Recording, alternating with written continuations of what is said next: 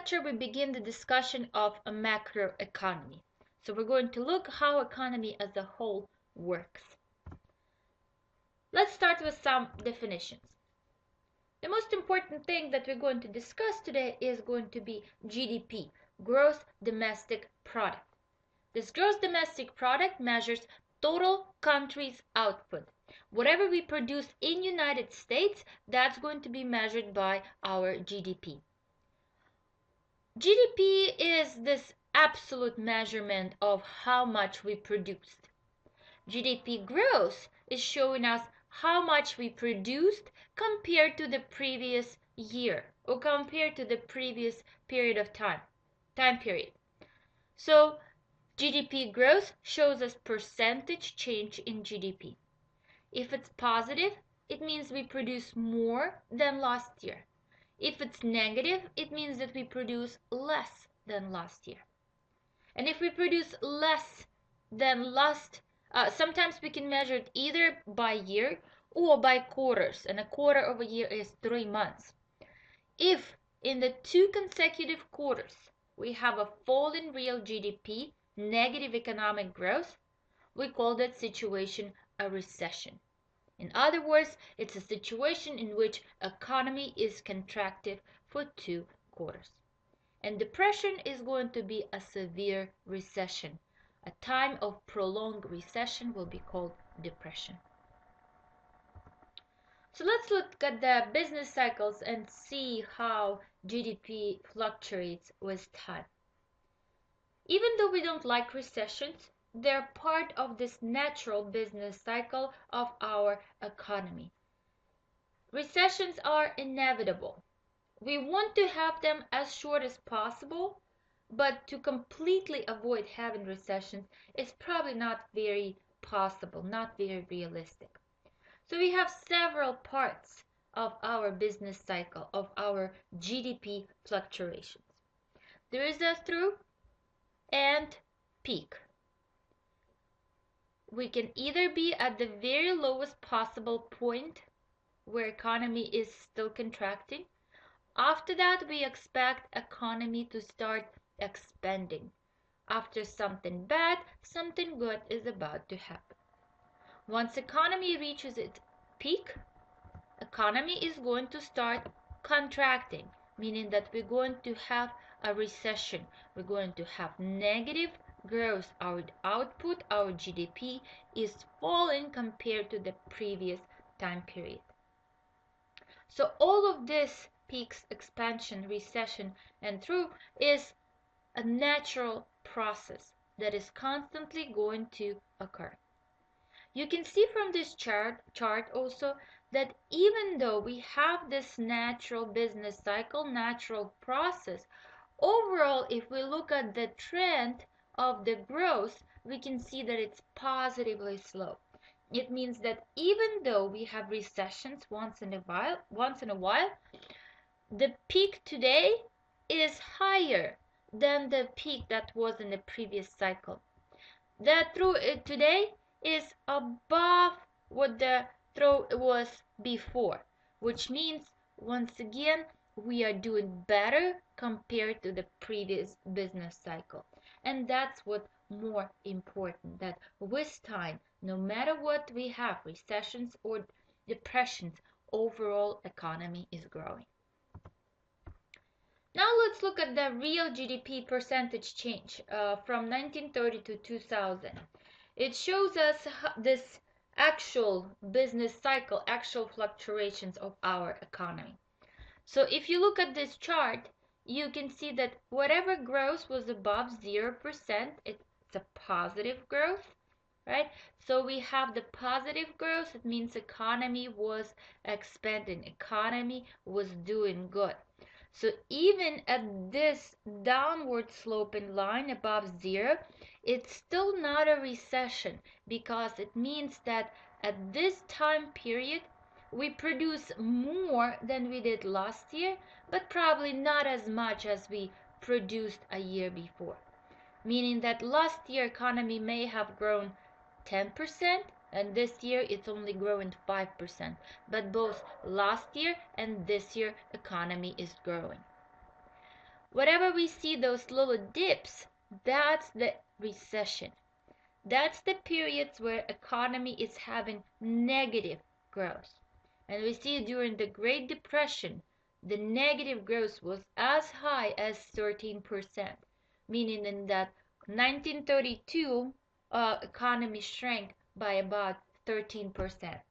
To put it in more familiar terms, think about your salary next year being 13% lower than it is this year. That's a big amount, that's a big chunk of our economy. So we can also see the other recessions. Some of them are shorter, some of them are longer, some of them are as not as bad, right? Compare this one just like close to zero, but overall not that bad of a economic downturn. And if we look at the different chart that also shows us how economy was growing throughout the year, once again this vertical line we have economic growth, and the horizontal line we have different time periods. This gray area shows us the recession period, right? So we see the negative economic growth below zero, and we can also see from this chart the most recent recession that lasted from 2007 to almost 2010. So one of the most severe recessions that we witnessed in the past 30 years. The next chart, right? Once again, we're looking at the long-term real growth. So this chart is not showing us GDP growth, but actually shows the actual GDP numbers. And we measure it in millions of dollars, adjusted for the inflation. So we see overall trend in our growth that our economy is definitely improving. Even though we have this periods of Great Depression, we have insignificant other recessions, we see that overall economy is growing. You can also notice something. This gray periods indicate the wars the United States was participating in, and that was to illustrate that wars and economic growth are going to be pretty much related. So actually during the wartime, economy of a country usually is improving, especially when it's not on our territory. The reason for it is that we need to produce more of the military equipment, there is more orders, and as a result we increase the production, and as a result economy is growing. Whether or not we're able to pay for it with our budget, that's a different question. All right, so let's look at the parts of the most recent recession. Part one, we were dealing with the housing bubble burst. We briefly discussed it in the past how it happened. There was this created kind of demand that was not supported by anything else. So people were somehow thinking that for whatever reason the value of the houses is keeping going up, going up, going up. So there was like almost like an artificial demand. So demand was way too high, and that led to the prices of the housing to go up.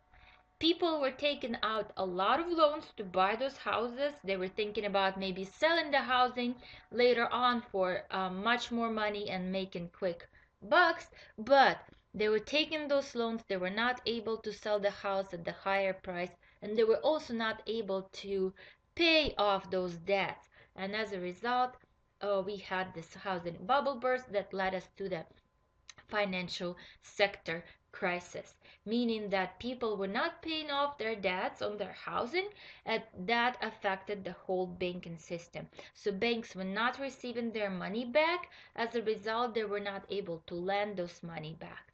And that's what we call the season up of the financial system. So now banks are not giving out the loans. First of all, they don't have as much money as they did before. Second of all, they have to be very, very careful about who they actually give the loans to. And that is not a great situation either, because we know when people are not able to receive loans, they're not able to purchase equipment, which we call an investment. And the less investment we have, the lower economic growth we're going to end up with. And that seizing up of the financial system, not inability to take out loans, led to the overall recession, and which actually ended up spreading internationally. So that's what happened during the most recent. Last word on economic fluctuations. They're unpredictable and varied. A lot of people ask me a lot of times, well, if you economists know so much about our economy, why do we still having recessions? Well, as we said, recessions are unavoidable part of our economic cycle. They're natural in a way to our economy, but also they're not very predictable and their nature varies. Describing them after the fact is pretty easy, but predicting when the recession is actually going to happen is a pretty hard job. Many macroeconomic variables fluctuate together, different amounts but in different directions. So when we talk about economic factors, macroeconomic variable, we're talking about things such as unemployment, inflation, and GDP growth. We'll see in these lectures how those are related to each other. First glimpse is we're saying that as output falls, unemployment increases. So unemployment is a situation that is most likely going to exist in the period of the recession. We're not producing as much, as a result we're not hiring that many people, and as a result we are increasing unemployment rates. And also important thing to remember that fluctuations are going to occur in both short run and the long run. So we have these periods of economic growth, of positive growth and negative growth. We can have it as in a small period of time, or we can have it in a prolonged period of time.